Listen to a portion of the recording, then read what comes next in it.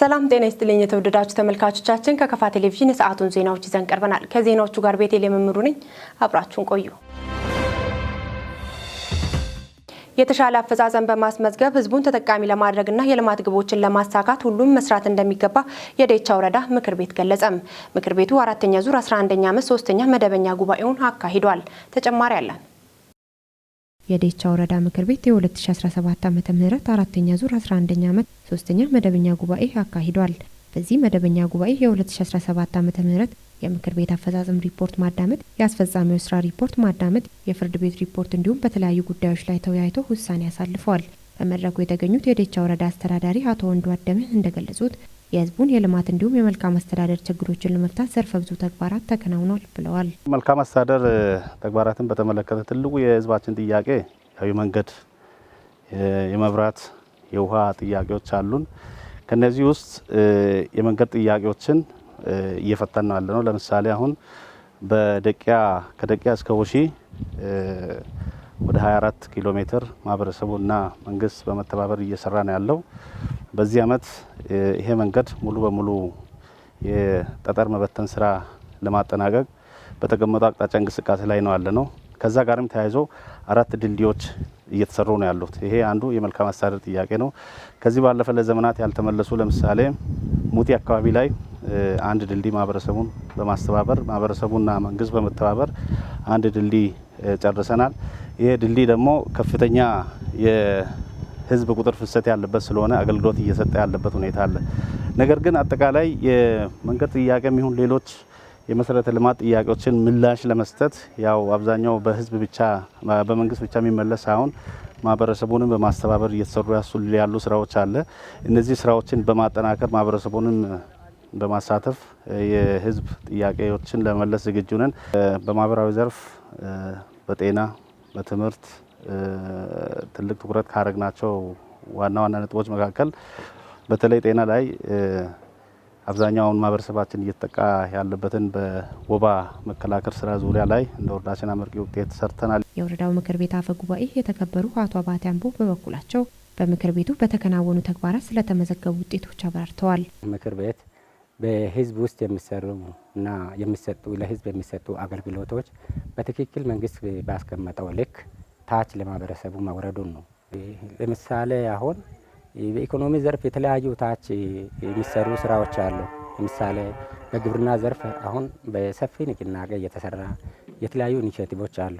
በዛ ልክ ታች ቀበሌዎች ላይ ሲወረድ በጥሩ የሚገመገሙ አሉ። በዚህ ልክም ከቦታ ቦታ ይለያያል። እነዚህ አሁን በተለይ አሁን ሰሞኑን በዚህ የመንግስት ኢኒሼቲቭ አረንጓዴ አሻራ ተግባርን በተመለከተ ታች በስፋት እየተሰሩ ስራዎች አሉ። የበጋ ስንዴ ልማትን በተመለከተ የተለያዩ ቀበሌዎች ላይ ወርዶ የአካል ምልከታ ያደረጉበት አለ። በዛ ልክ ደግሞ የተለያዩ የህዝብ ለህዝብ እነዚህ ግንኙነቶች ይኖራሉ። ታች አንደኛው ቀበሌ ከአንደኛ ልምድ የሚወስድበት የተለያዩ መድረኮች ሲኖሩ የኛ ቋሚ ኮሚቴም አብሮ እየወረደ በዛ ልክ ልምድ ሊውውጥ እዚህ የሚደረግበት ነገር አለና አሁን በመንገድም ብነድ የተለያዩ አካባቢዎች ድልድዮች ይሰራሉ። በህዝብ አስተዋጽኦ ህዝብ ከኪሱ አውጥቶ የተለያዩ መንገዶች፣ ድልድዮች ይሰራሉ። እነዚህ ስራዎች ደግሞ ከህዝብ የሚሰበሰቡ ገንዘቦች በትክክል መሰብሰባቸውን ለስራ መዋላቸውን ቼክ ያደረገ ጥሩንም በጥሩ ጎን ለሴክተሮች በጽሁፍ ግብረ መልስ እየሰጠ ነው እየመራ ያለው ማለት ነው ምክር ቤት። መድረኩን ከተሳተፉ የወረዳው ምክር ቤት አባላት ያነጋገርናቸው በሰጡን አስተያየት የተመዘገበው ውጤት አበረታች መሆኑን ገልጸው ለቀጣይ ስራ ስኬት የበኩላቸውን እንደሚወጡ ተናግረዋል። ከወረዳ ጀምሮ እስከ ቀበሌ ድረስ እነዚህ አሰራሮች ዛሬ እዚህ ምክር ቤት ጉባኤ ላይ አሉ። ስለዚህ ኃላፊነት ወስደን በፊት ያገኘናቸው ጥሩዎች ተሞክሮችን እንደ ጥሩ ተሞክሮ ወስደን ወደ ኋላ የቀረንባቸው አካባቢዎችን ለይተን ለምን እንደቀረንም ጭምር ተስማምተን የምንወጣበት ኃላፊነት ተከፋፍለን የምንወጣበትና ቀጣይም ቢሆን ከዚህ የተሻለ ለውጥ እንዲመጣ ከመንግስታችን ጎን ሆነን አብረን ምንተባበርበት ይሆናል። እዛ ታች ያለው ስራዎችን እዚህ ውሳኔ ከሰጠው በኋላ ታች ወርጄ እንደ ውሳኔ መሰረት ታች የምሰራበት ስራ አለ። እኔ በራስ እንደ ወረዳም ሆኖ ሁኜ ይህን ነገር ለመስራት ከታች ወደ ህዝብ ሲወርድ ከህዝብ ጋር እነኚህ ችግሮችን ለማስወገድ ራሴ እምነቴ ነው ብዬ ወይም የሚሰጠው ውሳኔን እንደምችለው ሁሉ ለማስፈጸም በትጋት አስባለሁ። በመድረኩ የወረዳው ምክር ቤት እንዲሁም የወረዳ አስፈጻሚ ሴክተር ጽህፈት ቤት የ2017 ዓ.ም አፈጻጸም ሪፖርት ቀርቦ ሀሳብና ማብራሪያ ተሰጥቶበታል። በመድረኩ የዴቻ ወረዳ መንግስት ተጠሪና የብልጽግና ፓርቲ ጽህፈት ቤት ኃላፊ አቶ አስራት አደቶ፣ የቀበሌ ምክር ቤት አፈ ጉባኤዎች፣ የወረዳ ምክር ቤት አባላት እንዲሁም የሚመለከታቸው አካላት ተገኝተዋል። በጥናት የተደገፈ የትምህርት ጥራትና ተደራሽነት በሚል መሪ ቃል ለሁለት ተከታታይ ቀናት በቦንጋ ትምህርት ኮሌጅ ሲካሄድ የነበረው ዓመታዊ የምርምር ጉባኤ ተጠናቀቀም። የምርምር ስራ ወደ ተግባር ሲቀየር በመማር ማስተማርም ሆነ በማህበረሰቡ ዘንድ የሚታዩ ችግሮችን ለመቅረፍ እንደሚረዳም ተገልጿል። ጽዮን ታደለ ተጨማሪ አላት። የቦንጋ ትምህርት ኮሌጅ ዲን ዶክተር ዱባለ ሳህለ እንደገለጹት ኮሌጁ ከመማር ማስተማር ስራ ባሻገር በጥናትና ምርምር እንዲሁም የማህበረሰብ አገልግሎት ላይ ትኩረት ሰጥቶ እየሰራ እንደሚገኝ ገልጸዋል። በዚህም በሶስቱ ዘርፎች ከሚከናወኑ ተግባራት አንዱ ጥናትና ምርምር መሆኑን ጠቅሰው ይህ የጥናትና ምርምር ስራ በመማር ማስተማር ስራ ውስጥም ሆነ በማህበረሰቡ ዘንድ የሚታዩ ችግሮችን ከመቅረፍ አኳያ ትልቅ ሚና እንዳለው አብራርተዋል። የጥናትና ምርምር ስራ ዋናው ዓላማ በመማር ማስተማር ሂደት ውስጥ ሆነ በማህበረሰብ ዘንድ የሚታዩ ችግሮችን ከመቅረፍና እነዚህን ችግሮችን ደግሞ ከማቃለል አኳያ እንዲሁ ዝም ብለን በደፈና ገብተን የምንሰራበት ስራ ሳይሆን ችግሩ ምንድነው፣ የችግሩ መንስኤ ምንድነው፣ ችግሩስ በምን ይፈታል የሚለውን ሀሳብ ለማምጣትና ግባትም ለማቅረብ ያስችለን ዘንድ በጥናት አስደግፈን መስራት አለብን በሚል እሳቤ እየተደረገ ያለ ነው። ይህም ደግሞ ምንድነው ገና ትናንት የጀመርነው ሳይሆን ኮሌጁ ከተቋቋመበት ጊዜ አንስቶ የምርምር ስራዎችን እናደርጋለን። እነዚህ ደግሞ በእውነቱም የምርምር ስራዎች ብዙ አቅም ሆኖልናል። አቅም ስንል ክፍተቶችን እያሳዩ እኛም ደግሞ በነዛ ክፍተቶች ላይ አስፈላጊውን ወይም ተገቢውን እርምጃ ወስደን ተገቢውንም ድጋፍ እንድናደርግ አስችሎናልና የምርምሩን ዋናው ዓላማ ይሄ ነው። ተገቢውን ድጋፍ ለተገቢው ቦታ በተገቢው ስፍራ ለመስጠት ለተገቢው ሰው ለመስጠት ያስችለን ዘንድ በምርምር አስደግፈን ስራችንን እንስራ በሚልና ከዛም አልፎ ደግሞ ሁላችንም እንደምናውቀው በሀገራችን በተለይ የትምህርት ችግር በጣም በክፍተት በጉልህ ይታያል።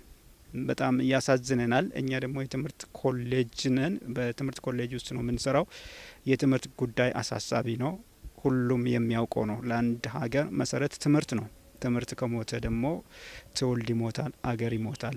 የምናስበውም እድገት የምናስበው ለውጥ በሙሉ ትምህርት ላይ የተመሰረተ ስለሆነ በትምህርት ላይ የሚታዩ ክፍተቶችን ለመሙላት ጥናትና ምርምር ትልቅ ሚና አለው፣ ትልቅ ድርሻ አለው በሚል እሳቤ ጥናትና ምርምር ስራዎችን በኮሌጃችን መምህራንና ከተጋበዙ ዩኒቨርሲቲዎችና ኮሌጆች በመጡ ተመራማሪዎች አሰርተን ይህውን ጉባኤውን እያስካሄድን ነው የምንገኘው። እንደገና ግኝቱንም መሰረት አድርገን ተገቢውን እርምጃና ድጋፍ እናደርጋለን የሚል እሳቤ ይዘን ነው እየሰራ ነው ያለ ነው። ከመርሃ ግብሩ ተሳታፊዎች መካከል ያነጋገርናቸው በሰጡት አስተያየት የትምህርት ተቋማት የሚስተዋሉ ችግሮችን መፍታት የሚችሉት የጥናትና ምርምር ስራዎችን ሲያካሂዱ መሆኑን ገልጸው አሁን ባለንበት ዘመን በትምህርቱ ዘርፍ ያጋጠሙ ችግሮችን ከመቅረፍ አኳያ መድረኩ ጉልህ ድርሻ እንዳለው አመላክተዋል። የጥናትና ምርምር ለአንድ ትምህርት ተቋም በጣም ወሳኝ ነው። አንድ ትምህርት ተቋም አለ የሚባለው ያው ችግሮች ዙሪያ ጥናትና ምርምር አድርጎ የማህበረሰቡን ችግር መፍታት ሲችል የተማሪን ችግር መፍታት ሲችል ነው። አለበለዚያ ተቋሙ እንደ ተቋሙ ነው ሊቀጥል አይችልም። ከዚህ አንጻር በጣም ወሳኝ ነው የሚል የሚመለከታቸው ባለድርሻ አካላት እዚህ እንዲሳተፉ የማድረጋችን አንዱ ዓላማ ይሄ ፖሊሲ አውጪዎች ይህንን ጥናትና ምርምር መሰረት እንዲያደርጉም ጭምር ነው። ከዚህ የተነሳ ነው ምናልባት የክልሉ ትምህርት ቢሮ በዋናነት እንዲገኝ እንዲሁም ደግሞ የዞን ትምህርት መመሪያዎች፣ የወረዳ ትምህርት ጽህፈት ቤቶች፣ የከፍተኛ ሁለተኛ ደረጃ ትምህርት ቤት ርዕሳነ መምህራን እነዚህ አጠቃላይ የትምህርት ባለድርሻ አካላት የምንላቸው እዚህ ተገኝተዋል። በተጨማሪ ደግሞ ለአካዳሚክ ማህበረሰቡ ከነዚህ ከሚቀርቡ ሪሰርቾች ራሱ ምናልባት ለህትመት ደረጃ ለፓብሊኬሽን የሚበቁ አሉ። በዚያን ሰዓት ማህበረሰቡን ይደርሳል ማለት ነው። የትምህርት ችግሮችም በሂደት የሚፈቱ ይሆናል እና በፖሊሲ ቀረጻውም ላይ የራሱ ሚና ይኖራል የሚል እምነት አለኝ። የዘንድሮ ዓመት ኢትዮጵያ በታሪክ ታይቶ የማይታወቁ ድሎች የተጎናጸፍንበት ዓመት ነው ሲሉ ጠቅላይ ሚኒስትር ዶክተር አብይ አህመድ ተናገሩ። ጠቅላይ ሚኒስትር ዶክተር አብይ አህመድ በሕዝብ ተወካዮች ምክር ቤት በመገኘት ከምክር ቤት አባላት ለተነሱ ጥያቄዎች ምላሽና ማብራሪያ በሰጡበት ወቅት ነው ይህንን ያሉት። ከኢትዮጵያ ብሮድካስቲንግ ኮርፖሬት የተገኘውን ዘገባ ብሩክታይት ብርሃኑ ታቀርበዋለች። ለተገኘው ስኬት ምክር ቤቱና ሰፊውን ህዝብ አመስግነዋል። ወደ ማክሮ ኢኮኖሚ ሪፎርም እንድንገባ ያስገደዱን ምክንያቶች ሀገራዊ የማክሮ ኢኮኖሚ ስብራቶች ናቸው ያሉት ጠቅላይ ሚኒስትሩ ይህም በስራ አጥነት፣ በዋጋ ንረትና ገቢና ወጪ አለመመጣጠን ሊገለጽ እንደሚችል ተናግረዋል። የግሉን ዘርፍ ለማጠናከር በግብርና ኢንዱስትሪም ዘርፍ ያሉ ችግሮችን በመፍታት እንዲሁም ተወዳዳሪ የኢኮኖሚ ሁኔታ መፍጠር ባለመቻሉ እነኚህን ጉዳዮች በመፍታት የኢኮኖሚ ስብራቱን ለመጠገን የተደረገ የኢኮኖሚ ሪፎርም ነው ብለዋል። ዘንድሮ የዓለም ኢኮኖሚ በአይኤምኤፍ 3.3 ሊሆን እንደሚችል ተንብዮ የነበረ ቢሆንም ባጋጠሙ ችግሮች ምክንያት 2.8 ሊሆን እንደሚችል አስቀምጧል ነው ያሉት። በዚህም አጠቃላይ የዓለም ንግድ ዘንድሮ 1.7 ገደማ ይሻሻላል ተብሎ እንደሚጠበቅ ጠቁሟል። ባለፈው በጀት ዓመት የ8.1 እድገት ማስመዝገብ መቻሉን አንስተው በተያዘው በጀት ዓመትም 8.4 እድገት ለማስመዝገብ ታቅዶ እየተሰራ ቆይቷል ብለዋል። የሕዝብ ተወካዮች ምክር ቤት ባካሄደው 42ኛ መደበኛ ስብሰባ ላይ የተገኙት የኢፌዴሪ ጠቅላይ ሚኒስትር ዶክተር አብይ አህመድ በሀገሪቱ ስላለው የሰላምና ጸጥታ ሁኔታ ተጠይቀው ምላሽ ሰጥተዋል። ኢትዮጵያ ውስጥ ያለው የሰላምና የጸጥታ ችግር ዋነኛ መንስኤ የተሳሳተ የፖለቲካ አመለካከት መሆኑን የጠቆሙት ጠቅላይ ሚኒስትሩ ኢትዮጵያ ውስጥ ያለው የስንፍና ፖለቲካ የወለደው አንደኛው ችግር ነው ብለዋል። ክፍሌ ዓለሙ ተጨማሪ አለው። የስንፍና ፖለቲካ በሀገራችን ተንሰራፍቷል ያሉት ጠቅላይ ሚኒስትር ዶክተር አብይ አህመድ በዚህ ምክንያት የሚፈጠረው ግጭትና ጠብ ተቃርኖን ይወልዳል ብለዋል። አሁን ከዚህ ቀደም ገበሬው ያረሰውን እጃቸው አፈር ሳይነካ ጭቃ ሳይነካ እንደሚካፈሉት መኳንንቶች ናቸው የዛሬ ዘመን ሰነፍ ፖለቲከኞች። ስራ አያውቁም፣ ስራ አይወዱም፣ ስራ አይሰሩም። ስራ ካልሰራ ደግሞ ሰው አልተማረም፣ መሀይም ነው ማለት ነው። የእውቀት ዋነኛው ምንጭ ኤክስፒሪየንስ ነው። ክላስሩም ተቀምጠ የሰማነው ወሬ አይደለም። በስራ ተመንዝሮ በስራ ውስጥ የሚገኝ እውቀትና ልምድ ነው ሰውን አዋቂ የሚያሰኘው። ስራ የማይሰሩ ግብር የማይከፍሉ ሰርቪስ የማይሰጡ ፖለቲከኞች በዝተዋል። በእኛ ሀገር አርሶ አደር፣ አርብቶ አደር፣ ላብ አደር አለ ያሉት ጠቅላይ ሚኒስትር ዶክተር አብይ አሁን ደግሞ አውርቶ አደር ተጨምሯል ሲሉም በማብራሪያቸው አክለዋል። እኛ ሀገር አርብቶ አደር አለ፣ አርሶ አደር አለ፣ ላብ አደር አለ። አሁን ደግሞ አውርቶ አደር ተጨመረበት። አውርቶ አደሮች ዋና ስራቸው አባልተው መብላት ነው። ካላባሉ አይበሉም። ካላጋጩ ትርፍ አያገኙ። ወይ ከኤንጂኦ ደሞዝ፣ የኤንጂኦ ካልተመቸ ደግሞ ጎፈንድሚ ደሞዝ ነው። እነዚህ ሰነፍ ፖለቲከኞች ስራ የማያውቁ፣ ስራ የማይወዱ፣ ሰርቪስ የማያውቁ። ሰርቪስ ማለት የግድ የመንግስት ብቻ አይደለም። አንድ የቤተክርስቲያን አማኝ ግቢውን ካጸዳ በነፃ፣ አንድ መስጂድ የሚመላለስ ሰው ግቢውን ካጸዳ ሰርቪስ ነው። ሽማግሌ አዛውንት ካገዘ ሰርቪስ ነው። በክረምት በነፃ ካገለገለ ሰርቪስ ነው። ምንም በቃ እጅ ምናምናቸው ንጹህ ሆኖ ብቻ ነገር ሸርክቶ መብላት ልማድ ያደረጉ ሰዎች ግጭት ካልተፈጠረ ትርፍ ያገኙ። ኮሪደር ስተት ነው። አሁን ጋዛ ወጥተናል፣ ስተት ነው። ህዳሴ ስተት ነው። ምንም ትክክል የለም እነሱ ጋር። ትክክል ኪሳቸው የሚገባ ገንዘብ ብቻ። ይሄ አንዱ ስብራት ነው። ሁለተኛው የስንፍና ፖለቲካ መንስኤ ደግሞ የኃይል ፖለቲካ ነው ያሉት ጠቅላይ ሚኒስትሩ ተከታዩን ማብራሪያ ሰጥተዋል። መሻቴን፣ ፍላጎቴን፣ እሳቤን በኃይል ማስፈጸም እችላለሁ። ክላሽ ካነገትኩ የኔ መሻት ይሳካል ብሎ የሚያምኑ በህዝብ የተመረጠን መንግስት በኃይልና በወሬ እናፈርሳለን ብለው የሚያስቡ፣ ኃይል በብቸኝነት የመጠቀም ስልጣን የመንግስት መሆኑን የማይቀበሉ፣ በመግደል መሸነፍ እንጂ ማሸነፍ እንደሌለ የማያምኑ ሰዎች ናቸው። ሶስተኛው ገፊ ምክንያት ደግሞ ድህነት መሆኑን የጠቆሙት ጠቅላይ ሚኒስትሩ ድህነትን ካልቀነስን፣ ስራ ካልፈጠርን ችግሩን መቅረፍ ያስቸግራል ብለዋል። ሶስተኛው ግን አባባሽ ገፊ ምክንያት አንደኛው ድህነት ነው። ድህነት ስራ አጥነቱ ስላለ በቀላሉ ወጣት ማኒፕሌት ማድረግ ይቻላል። ድህነት ካልቀነስን፣ ስራ ካልፈጠርን በስተቀር ችግሩ ለመቅረፍ ያስቸግራል። ኋላ ቀርነት አለ። ኋላ ቀርነታችን ጥግ የለውም። ኮሪደር ያምራል፣ ግን ምን ዋጋ አለው? ብልጽግናን ይሰራው ኋላ ቀርነት ነው። እንኳን ብልጽግና ሌላም ሀገር መጥቶ ቁም ነገር ከሰራ ምን ችግር አለ? ጥሩ ይሁን እንጂ ስራው።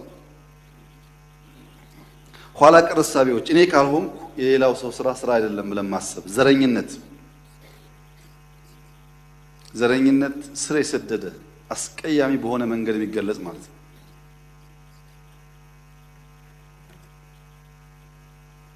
ዘረኝነት ልኩን ሲስት ለሰው ልጅ ጸር ይሆናል፣ ጠንቅ ይሆናል። ሰው መብቱ፣ ቋንቋው፣ ባህሉ፣ እምነቱ መከበር አለበት፣ ጥያቄ የለውም። ያ ከተከበረ በኋላ ግን እኔ ብቻ ብሎ ሌላው የሚያጠፋ ከሆነ አደገኛ ነው። እነዚህ እሳቤዎች የውጭ ጣልቃ ገብነት ታክሎበት የኛ የባንዳነት ስሪት ደግሞ በመስፋቱ የሚያጋጥም ችግር ነው። ኢትዮጵያ ስትታመስ ትርፍ እናገኛለን ብለው የሚያስቡ እሳት ጫሪ ጭልፊቶች አሉና ከነዚህ መጠንቀቅ እንደሚያሻም አሳስበዋል። አንድ አደገኛ ጭልፊት በአውስትራሊያ ተገኝቷል። ይሄ ጭልፊት እሳት ጫሪው ጭልፊት ወይም ፋየር ሆክስ ይባላሉ። ፋየር ሆክሶች እዚህ በረሃ ውስጥ እሳት ሲቀጣጠል ጭልፊት ናቸው።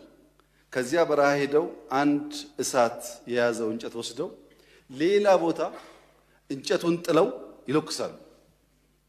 አይታችሁ ከሆነ በረሃ ሲቀጣጠል ዋና እሳቱን የሚያባብሱ እነዚህ እሳት ጫሪ ጭልፊቶች ናቸው። አውስትራሊያ የሚገኙ ናቸው።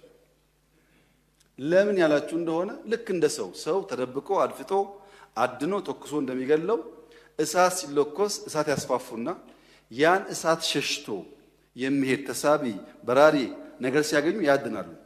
ለመብላት ያቃጥላሉ። ተፈጥሮ በጣም ከባድ ነገር። እንደዚህ አይነት ፋየር ሆክስ አሉ እዚህ አካባቢ። ኢትዮጵያ ስትባላ፣ ኢትዮጵያ ስትጋጭ ትርፍ እናገኛለን ብሎ የሚያስቡ እሳት ጫሪ ጭልፊቶች አሉ። እነሱን አውስትራሊያዎች አውቀው መከላከል ጀምረዋል። ኢትዮጵያውያንም በእኛ አካባቢ ያሉ እሳት ጫሪ ጭልፊቶች ማወቅ ብቻ ነው የሚጠበቀው። ካወቅን መከላከል ከባድ ስለማይሆን ማለት ነው። የፖለቲካ እስረኞችን በተመለከተ ከምክር ቤት አባላቱ መካከል ለተነሳላቸውም ተከታዩን ምላሽ ሰጥተዋል። በእኔ እሳቤ ከሰዎቹ መታሰር ኢትዮጵያ ምንም ትርፍ አታገኝም። ቀለም ነው የምታወጣው፣ ትርፍ የለውም። ቢፈቱ የሚሻለው ግን ደግሞ ሕግ መከበር አለበት። የሕግ ስርዓቱ ያጎደለው ጉዳይ ደግሞ ካለ በዛ ቢታይ መልካም ነው። ኢትዮጵያ ውስጥ ግን ሰው ጋዜጠኛ ስለሆነ፣ ሰው ፖለቲከኛ ስለሆነ አይታሰርም፣ ወደፊትም አይታሰርም። በተቻለ መጠን የዲሞክራሲ አውዱን ይሰፋ ያስፈልጋል። ስልጣን ካልሰጣችሁን ምን ዲሞክራሲ አለ? ስናጠፋ ካልፈታችሁን ምን ዲሞክራሲ አለ ከተባላችሁ እንደዚህ አይነት ዲሞክራሲ ዓለም ላይ የለም። ጠቅላይ ሚኒስትር ዶክተር አብይ አህመድ ሰላምን ለማስጠበቅ ከማህበረሰቡ ምን ይጠበቃል ተብለው ለተጠየቁትም እንዲህ ሲሉ ምላሻቸውን ሰጥተዋል። ማህበረሰቡ ማለት ያለበት አትግደሉኝ፣ አትግደሉልኝ፣ አትሞቱልኝ፣ ሰላም ነው የምፈልገው።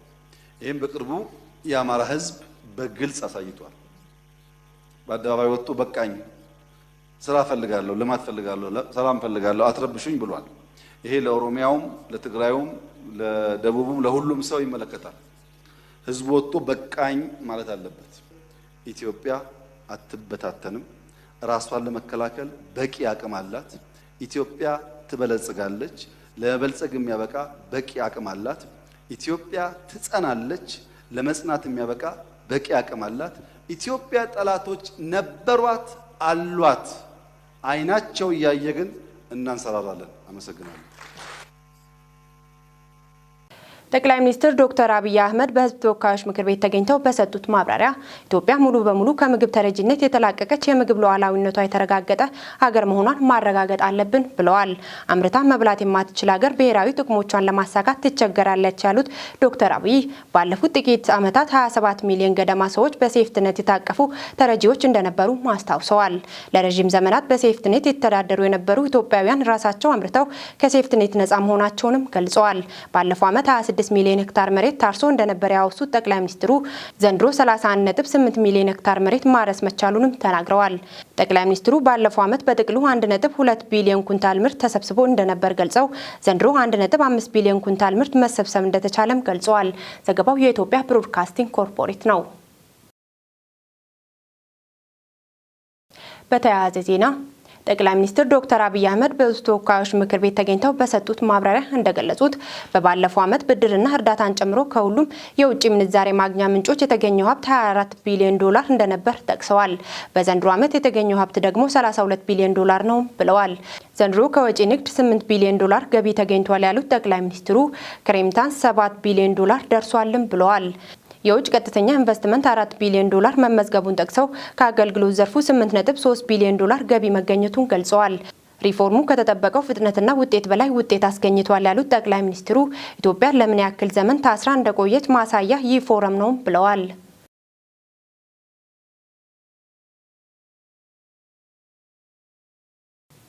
ኢትዮጵያ ለመጀመሪያ ጊዜ በመጪው መስከረም የጋዝ ምርት ለገበያ እንደምታቀርብ ጠቅላይ ሚኒስትር ዶክተር አብይ አህመድ ገለጹ። ጠቅላይ ሚኒስትር ዶክተር አብይ በሕዝብ ተወካዮች ምክር ቤት በመገኘት ከምክር ቤት አባላት ለተነሱላቸው ጥያቄዎች ምላሽና ማብራሪያ ሰጥተዋል። ጠቅላይ ሚኒስትሩ በማብራሪያቸው ይህ ጉዳይ ተደብቆ የቆየው በሚያስፈልግ ቦታ ለሕዝብ ለመግለጽና ብዙ ባንዳዎች ባሉበት ሁኔታ ውስጥ በግልጽ መስራት ብዙም ጥቅም ስላልነበረው መሆኑንም ተናግረዋል።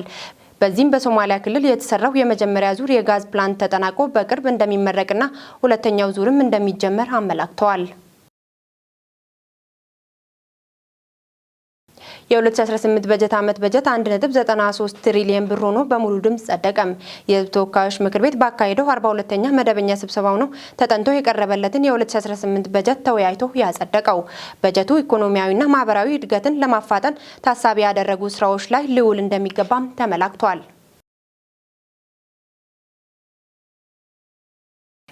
ክቡራትና ክቡራን ተመልካቾቻችን ለሰዓቱ ያዘጋጀንላችሁ ዜናዎች እስካሁን የተከታተላችሁትን ይመስል ነበር። ዜናዎቹን በመምራት ቤቴሌም ምሩ አብሬያችሁ ቆይታ አደረግኩ። ቀሪ የከፋ ቴሌቪዥን መሰናዶች ይቀጥላሉ።